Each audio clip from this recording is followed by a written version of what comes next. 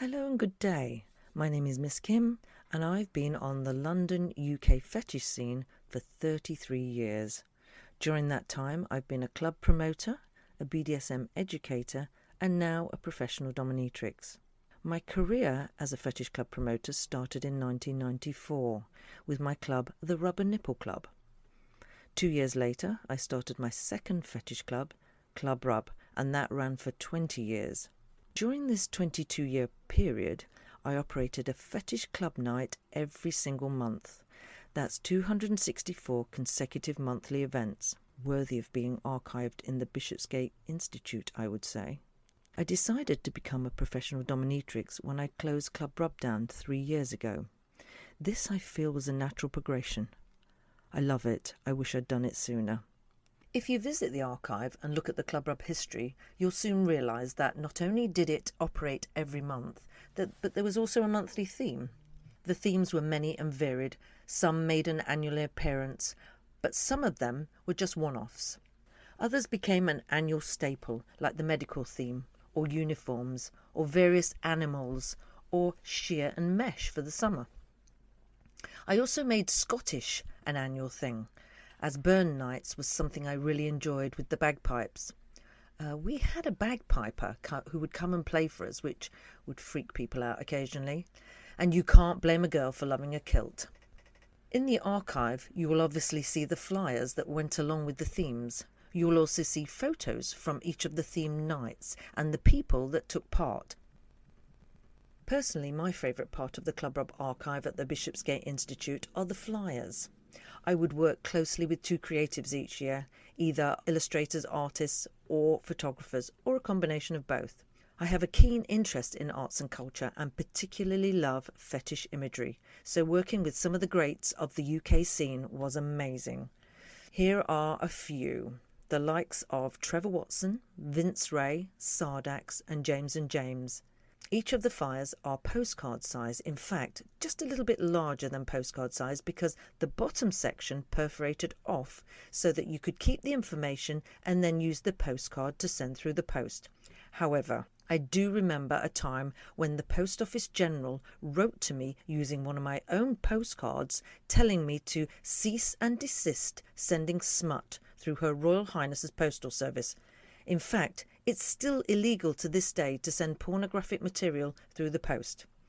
It certainly made me revise my editorial process, so from then on I decided that naked body parts should be covered. So if there's somebody out there that has any of the Club Rub flyers, I am missing quite a few of them. If you have any, pop them in an envelope, write Bishopsgate Institute address on them, and also mention they are for the Club Rub archive. Out of the blue, about 6 months before I closed Club Rub down in the April, I received an email from Stephen Dickers at the Bishopsgate Institute. He's the archivist. He ever so politely asked me if I would be interested in archiving the Club Rub history. I could barely contain myself. All I wanted to answer was yes, yes, yes. That very same weekend I was visiting my parents. I told my father, who got it instantly and was so pleased for me. God, I love a proud parent. I feel very honoured to be the first to be asked to join the Fetish Archive collection. Upon meeting Stefan, I asked him why he'd asked me. His response was simply, "Because you're Miss Kim, of course." I hope this archive will help you understand the evolution of the London fetish scene, certainly over the last 25 years. Of course, it will continue to change and evolve. The London scene was very different pre-internet. It was a time when you had to go out. You had to go and experience fetish and BDSM for yourself. Okay, there were occasional books and magazines you could indulge in, or maybe you had some pervy friends. But there was no way of getting your kinky fix unless you joined in. You might think that 30 years ago the scene was primitive. You'd be wrong in thinking that. You'd be wrong in thinking that it was much more evolved and vibrant today. Not so.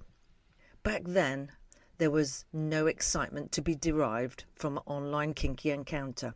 You had to join in, be a participant, go to events and gatherings, no matter what. I found myself in gay clubs back in the day, in particular a club called Sadie Maisie's. I joined in with the Pride marches in the West End in support of the Spanner case. I was a regular at the Fetish Fair, a monthly market dedicated to kinky objects and paraphernalia. Folks had not heard of the fetish scene, so if you walked about in rubber or leather, they just looked at you weird. A very long coat was an absolute must, or getting changed at the venue was the thing to do. I hope the archive will convey that these were very special times indeed. You have to remember, half of the Club Up archive, there was no internet. I felt like I belonged to a secret society. In the archive you'll see newsletters printed hard copy on A4 sheets. This was a time before the internet, a time when you posted the newsletter and the flyer to 1,200 postal addresses every month. I would have mail-out parties where all my friends would gather around, stuffing envelopes, folding newsletters, sticking stamps on envelopes. Then I would struggle to the post office the next day. The more unknown and underground it was, the more you felt like you were someone very special to be part of it. I hope you enjoy looking at the archive and 20 years of fetish fun times.